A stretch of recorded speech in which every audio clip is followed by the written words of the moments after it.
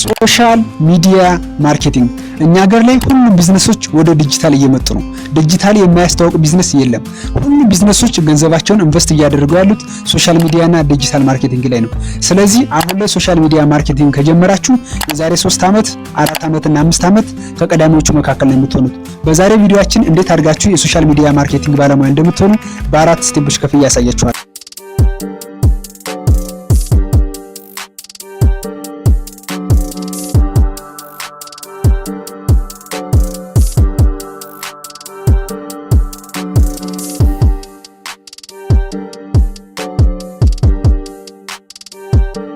አንደኛ ሶሻል ሚዲያ ማርኬቲንግ ማለት ምን ማለት ነው? ሁለተኛ ሶሻል ሚዲያ ማርኬቲንግ ላይ የኛን ኒሽ መርጠን ሰርቪሱን ለድርጅቶች ዴሊቨር አድርገን እንዴት ነው ገንዘብ ማግኘት የምንችለው የሚለውን አሳያችኋለሁ ማለት ነው። ሶስተኛ የሶሻል ሚዲያ ማርኬቲንግ ኦንላይን ኤጀንሲ እንዴት ማቋቋም እንችላለን፣ ምን አይነት ቲም ነው የሚያስፈልገን፣ ኦንላይን ስንሰራ ምን አይነት ፕላትፎርም ነው የምንጠቀመው የሚለውንም እናያለን ማለት ነው። አራተኛና የመጨረሻው እንዴት ነው ክላይንት የምናገኘው የሚለውን አሳያችኋለሁ ማለት ነው። ሰላም እንዴት ናችሁ የተወደዳችሁ ተመልካቾቼ? ሄኖክ ዲዬ እባላለሁ። ፉል ስታክ ዌብሳይት ዴቨሎፐርና የዲጂታል ማርኬቲንግ ባለሙያ ነኝ። እንዲሁም ግሎባል ቴክኖሎጂ እንደ ፕሮሞሽን የሚባል የሶፍትዌርና የዲጂታል ማርኬቲንግ ኦንላይን ኤጀንሲ አለኝ። በዚህ ቪዲዮ እኔን የጠቀመኝንና ውጤት ያመጣልኝ ሚስጥር አንድ ባንድ እነግራችኋለሁ ማለት ነው። እስከ መጨረሻው ድረስ አብራችሁ ሁኑ። አሁን ቀጥታ ወደ ቪዲዮ እንሄዳለን። አንደኛ ሶሻል ሚዲያ ማርኬቲንግ ማለት ምን ማለት ነው? ሶሻል ሚዲያ ማርኬቲንግ ማለት ሶሻል ሚዲያን በመጠቀም ድርጅቶች ከደንበኞቻቸው ጋር እንዲገናኙ ማድረግ ማለት ነው። በአጭር አገላለጽ ድርጅቶች የራሳቸውን የሶሻል ሚዲያ ፕላትፎርም እያሳደጉ በቀጥታ ከደንበኞቻቸው ጋር እንዲገናኙ፣ እንዲነጋገሩ፣ ኮሜንት እንዲመላለሱና በአጠቃላይ ሱቅ ከፍቶ ይሰራ የነበረን ሰውዬ ሶሻል ሚዲያ ላይ ሱቅ እንዲኖረው ማድረግ ማለት ነው። ሶሻል ሚዲያ ማርኬቲንግ ማለት እጠር ባለ አገላለጽ ማለት ነው። ውድ ተመልካቾች በሶሻል ሚዲያ ማርኬቲንግ አንድ ሰው ማስተዋወቅ የፈለገውን ነገር በሚፈልገው ኦዲየንስ ነጥሎ ማስተዋወቅ ይችላል። ደንበኛችን ምን አይነት ነው፣ ለማን ነው ማስተዋወቅ፣ በሎኬሽን በእድሜያቸውና በአካባቢያቸው እንዲሁም በፍላጎታቸው መሰረት የምንፈልገው ማስታወቂያ ለነሱ እንዲደርሳቸው ማድረግ እንችላለን ማለት ነው በሶሻል ሚዲያ ማርኬቲንግ። ሶሻል ሚዲያ ፕላትፎርም የምንላቸው ደግሞ ፌስቡክ፣ ዩቲዩብ፣ ኢንስታግራም፣ ቲክቶክ እና ዋትስአፕ እንዲሁም ሌሎችም አሉ ማለት ነው።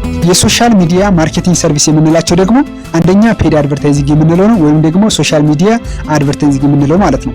ሁለተኛ ሶሻል ሚዲያ ማናጅመንት ነው። ሶስተኛ ኮንቴንት ክሬሽን ነው።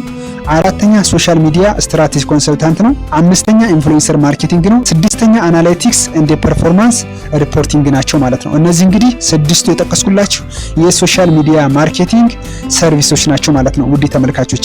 ሁለተኛ ላይ የምናየው ውድ ተመልካቾቼ ሶሻል ሚዲያ ማርኬቲንግ ላይ የኛን ኒሽ መርጠን ሰርቪሱን ለድርጅቶች ዴሊቨር አድርገን እንዴት ነው ገንዘብ መስራት የምንችለው የሚለውን አሁን እናያለን ማለት ነው።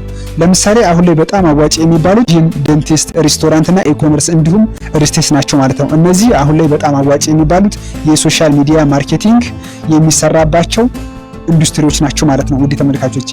ከነዚህ ውስጥ አንዱ መርጣችሁ ብትሰሩ በአጭር ጊዜ ውስጥ ውጤት ማግኘት ትችላላችሁ ማለት ነው። ኢንዱስትሪ ወይም ደግሞ ኒሽ ስትመርጡ እራሳችሁ መጠየቅ ያለባችሁ ሁለት ነገር አለ። አንደኛ ይሄ የምመርጠው ድርጅት አትራፊ ነው ወይ የሚለውን መጠየቅ አለባችሁ ማለት ነው። ምክንያቱም ያ የምትሰሩለት ድርጅት በደንብ አትራፊ ካልሆነ ለእናንተ ላይከፍላችሁ ይችላል ማለት ነው። ሁለተኛ ኢንዱስትሪውን ወደዋለሁ የሚለውን ራሳችሁ መጠየቅ አለባችሁ። ምክንያቱም ከዛ ኢንዱስትሪ ጋር ለረጅም ጊዜ ልትሰሩ ስለምትችሉ ካልወደዳችሁት ወይም ደግሞ ገንዘቡን አይታችሁ ከሆነ እዛ ድርጅት ጋር የገባችሁት ስራው ለረጅም ጊዜ ሊቆይ ስለሚችል ተስፋ ቆርጣችሁ ልታቆሙ ትችላላችሁ ማለት ነው። ስለዚህ እነዚህን ሁለት ጥያቄዎች ኒሽ ስትመርጡ ራሳችሁ መጠየቅ አለባችሁ ማለት ነው። ሶስተኛ ላይ የምናየው ኤጀንሲያችንን እንዴት ነው የምናቋቁመው፣ ፕራይስ እንዴት ነው የምናወጣው፣ ቲም እንዴት ነው ቢውልድ የምናደርገው የሚለውን አሁን እናያለን ማለት ነው። ኤጀንሲያችንን ለማቋቋም ቢሮ መከራየት አያስፈልገንም ውድ ተመልካቾች፣ ኦንላይን መስራት እንችላለን። እኔ ለረጅም ጊዜ ስራ የነበረው ኦንላይን ነው፣ ቢሮ አልነበረኝም። ስለዚህ እናንተም እንደኔ ኦንላይን መስራት ትችላላችሁ ማለት ነው። ሁለተኛ እንዴት ነው ቲም ቢውልድ የምናደርገው የሚለው ነው። ቲም ቢውልድ ለማድረግ የግድ ተገናኝተን በአንድ ቢሮ ውስጥ ሆነን መስራት አይጠበቅብንም ማለት ነው። በቲም ሆነን ኦንላይን በቲም ሆነን መስራት እንችላለን። ቲም ቢውልድ ለማድረግ መጀመሪያ ማዘጋጀት ያሉባችሁ ፕላትፎርሞች ይኖራሉ። አንደኛ ኖሽን ነው፣ ሁለተኛ ቴሌግራም፣ ሶስተኛ ደግሞ ዙም ሊኖራችሁ ይገባል ማለት ነው። ቲም ቢውልድ ከማድረጋችሁ በፊት የምትሰሩትን ፕሮጀክት ማኔጅ ለማድረግ ኖሽን ትጠቀማላችሁ። ኮንቨርሴሽን ለማድረግ ደግሞ ቴሌግራም እና ዙምን ልትጠቀሙ ትችላላችሁ ማለት ነው። እዚህን አፕሊኬሽኑ ሴትአፕ በማድረግ ኦንላይን መስራት ትችላላችሁ ማለት ነው ቲሞቻችሁ ጋር ፈልጉትን ባለሙያ ሃየር ለማድረግ ከፈለጋችሁ ሊንክድኢን አለላችሁ። ሊንክድኢን ላይ የምትፈልጉትን ባለሙያ ስለምታገኙ ሊንክድኢን ላይ ሃየር ማድረግ ትችላላችሁ ማለት ነው። ስለዚህ ቲሙን ቢውልድ ለማድረግ ቢሮ ተከራይተን በአንድ መገናኘት አይጠበቅብንም ማለት ነው። ኦንላይን ይህንንም ልናደርገው እንችላለን ማለት ነው። ሶስተኛ ላይ የምናየው ፕራይሲንግ እንዴት ነው የምናወጣው የሚለው ነው። ፕራይሲንግ እንዴት ነው የምናወጣው የሚለው አንድ መልስ የለውም። በዋናነት ዋጋ ለማውጣት ራሳችሁን መጠየቅ ያለባችሁ ነገሮች አሉ። አንደኛ ምን ያህል ጎበዝ ነኝ ስራ ላይ የሚለውን ራሳችሁን መጠየቅ አለባችሁ። ሁለተኛ ላመጣ በምችለው ውጤት እርግጠኛ ነኝ የሚለውንም ራሳችሁን መጠየቅ አለባችሁ ማለት ነው። እነዚህን ጥያቄዎች ከጠየቃችሁ በኋላ ዋጋ ማውጣት ትችላላችሁ። ጀማሪ ከሆናችሁ ከ5000 እስከ 10000 እና ከዛ በላይ ድረስ ማስከፈል ትችላላችሁ ማለት ነው። አራተኛ እንግዲህ የምናየው ውድ ተመልካቾች ክላይንት እንዴት ነው ማግኘት የምንችለው የሚለው ነው። ክላይንት ለማግኘት በጣም ብዙ መንገዶች ይኖራሉ። እኔን የጠቀመኝንና የሰራልኝ 4 ነገሮችን እነግራችኋለሁ አሁን ማለት ነው። አንደኛ በአካባቢያችሁ ያሉ ክላይንቶችን በአካል ሄዳችሁ በማናገር መስራት ትችላላችሁ ማለት ነው ከነሱ ጋራ። ሁለተኛ የፍሪላንሲንግ ፕላትፎርሞች አሉ።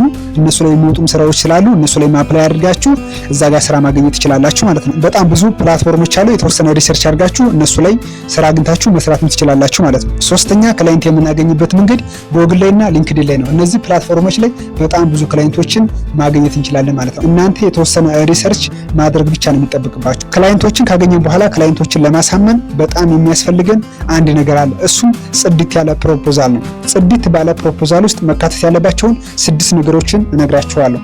አንደኛ በደንብ የተብራራ ጎል ዲፊኒሽን ሊኖረው ይገባል። ሁለተኛ ታርጌት ኦዲየንሶቻችን እነማን እንደሆኑ በደንብ የተብራራ ዲቴል ሊሰራለት ይገባል ፕሮፖዛሉ ላይ። ሶስተኛ የምንሰራባቸውን ፕላትፎርሞች መምረጥና መጥቀስ ያስፈልገናል ማለት ነው። አራተኛ ኮንቴንት ስትራቴጂ መውጣት አለብን።